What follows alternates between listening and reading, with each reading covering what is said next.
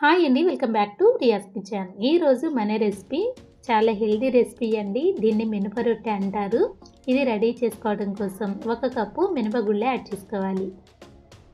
ఇలా ఒక బౌల్లో యాడ్ చేసిన తర్వాత వాటర్ పోసి 2 గంటల సేపు బాగా నాననివ్వాలి. ఇలా నానిన పప్పుని 2-3 సార్లు బాగా క్లీన్ చేసుకుని మిక్సీ పట్టుకుని ఒక బౌల్లో యాడ్ చేసుకోవాలి.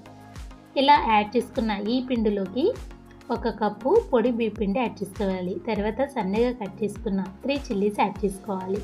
తర్వాత సన్నగా కట్ చేసుకున్న 1 ఆనియన్ యాడ్ చేసుకోవాలి. తర్వాత 1 కట్ట కొత్తిమీర అండి, ఇలా సన్నగా కట్ చేసుకోవాలి, అది కూడా యాడ్ చేసుకోవాలి. తర్వాత 2 క్యారెట్లు తురుములాగా రెడీ చేసుకోవాలి, ఈ తురుమును కూడా యాడ్ చేసుకోవాలి.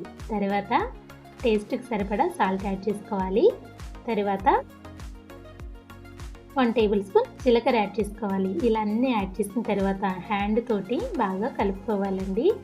ఇందులో కొన్ని కూడా వాటర్ పడవండి. ఇలా 1 నిమిషం పాటు బాగా కలుపుకుంటే పప్పులో ఉన్న తేమతోనే మనకి ఇవన్నీ బాగా కలిసిపోతాయి. ఇలా 1 నిమిషం పాటు బాగా కలపాలండి. 1 కప్పు మినపప్పుకి 1 కప్పు మాత్రమే పొడి బియ్యం పిండి యాడ్ చేసుకోవాలి. ఎక్కువ బియ్యం పిండి యాడ్ చేస్తే ఈ రొట్టెలు చాలా గట్టిగా వస్తాయి. ఇలా బాగా కలిపిన తర్వాత చూడండి, ఇలా రెడీ చేసుకోవాలి. మీరు చెక్ చేసుకుంటే మరీ గట్టిగా కాకుండా చూడండి ఇలా ఉండాలి. స్పూన్ తోటి ఒకసారి మీకు చూపిస్తానండి. చూడండి, ఇలా తీసుకుంటే మరీ ఎక్కువ లూజ్గా కాకుండా మరీ గట్టిగా కాకుండా ఈ విధంగా రావాలి. ఇప్పుడు స్టవ్ ఆన్ చేసుకొని ఒక ప్యాన్ పెట్టుకోవాలి. ప్యాన్ హీట్ అయిన తర్వాత 2 టేబుల్ స్పూన్ ఆయిల్ యాడ్ చేసుకోవాలి. నేను ఇంట్లో ఏవైనా డీప్ ఫ్రైలు చేసినప్పుడు ఆ ఆయిల్నే వాడేస్తూ ఉంటానండి. ఇలా యాడ్ చేసిన తర్వాత ఆయిల్ హీట్ అయిన తర్వాత కొంచెం పిండి ఇలా తీసుకుని ఒక గట్టితోటి నిదానంగా యాడ్ చేసుకోవాలి. ఇలా యాడ్ చేసిన తర్వాత మరి కొంచెం పిండి కూడా యాడ్ చేసుకోవాలండి. మీరు ఏ సైజులో అయితే ఈ రొట్టె చేయాలి అనుకుంటున్నారో ఆ సైజులో ఇలా పిండిని యాడ్ చేసుకోవాలి. ఇలా యాడ్ చేసిన తర్వాత ఒక స్పూన్ తోటి ఇదంతా మనకి చక్కగా బన్ ఉంటుంది కదా, ఆ సైజులో రావాలి అంటే ఇలా స్పూన్ తోటి ఆ బన్ షేప్ వచ్చేటట్టు ఇలా సెట్ చేసుకోవాలి. ఇలా సెట్ చేస్తే చక్కగా వస్తుందండి. చూడండి, నేను ఇక్కడ వీడియో క్లిప్లో ఎలా చూపిస్తున్నానో ఆ విధంగా రౌండ్గా సెట్ చేసుకోవాలి.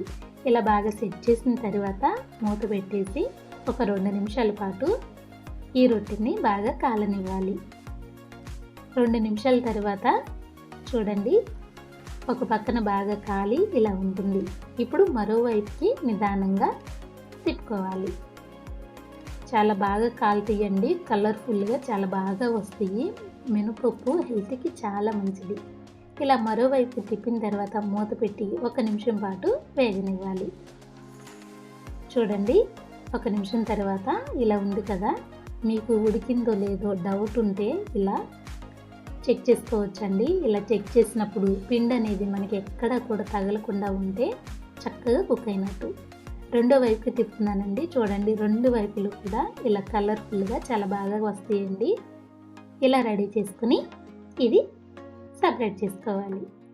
అంతే అండి, ఎంతో ఈజీగా మినప రొట్టెల్ని చక్కగా సిమ్లో ఉంచుకుని నిదానంగా ఇలా కాల్చుకోవచ్చు. మీకోసం మరొకటి చూపిస్తున్నానండి. 1 టేబుల్ స్పూన్ నెయ్యి యాడ్ చేసుకుని సేమ్ ముందు వేసిన విధంగానే ఇలా కొంచెం పిండి యాడ్ చేసుకొని సెట్ చేసుకోవాలి. ఇలా యాడ్ చేసిన తర్వాత ఒక స్పూన్ తీసుకోవాలండి. స్పూన్ కానీ లేదా స్పూన్ అయితేనే మనకి ఈజీగా సెట్ చేయడానికి బాగుంటుంది. గత్తితో అంటే అంత ఈజీగా సెట్ చేయలేమన్నమాట. ఇలా వీడియో క్లిప్లో చూపిస్తున్నట్టు అంతా చక్కగా బన్ను షేప్లో వచ్చేటట్టు సెట్ చేసుకోవాలి.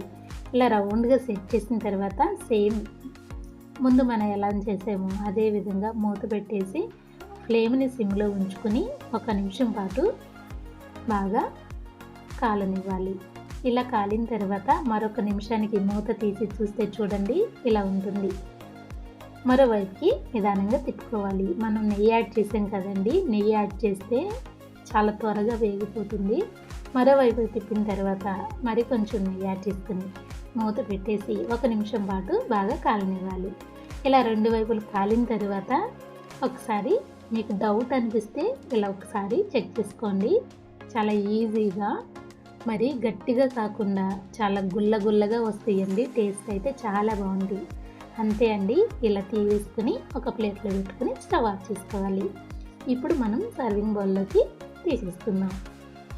ఎంతో టేస్టీగా హెల్తీగా ఇలా మినప రొట్టె రెడీ చేసుకోవచ్చండి. చేసిన రోజు కంటే మరుసటి రోజుకి ఇవి మరింత రుచిగా ఉంది. ఇలా చేసి పెట్టుకున్నారంటే మీరు చట్నీ లేకపోయినా కూడా చాలా ఈజీగా తినేసేయచ్చు. లేదు అంటే టమాటో చట్నీ కానీ, పల్లీ చట్నీ కానీ, కొబ్బరి చట్నీ కానీ ఏదైనా కూడా దీనిలోకి చాలా బాగుంటుంది. లోపల ఉడికిందో లేదో డౌట్ అనిపిస్తే చూడండి, ఇలా ఇరిస్తే మరీ గట్టిగా లేకుండా చక్కగా కేక్ లాగా సన్నని చెక్క మీద చాలా బాగా కుక్ అవుతుంది. ఈ టేస్టీ రెసిపీని మీరు కూడా ఒక్కసారి ట్రై చేయండి. మీరు చేసినప్పుడు మీరు ఎలా చేయగలిగారో ఫీడ్‌బ్యాక్ ఇవ్వడం మర్చిపోవద్దు.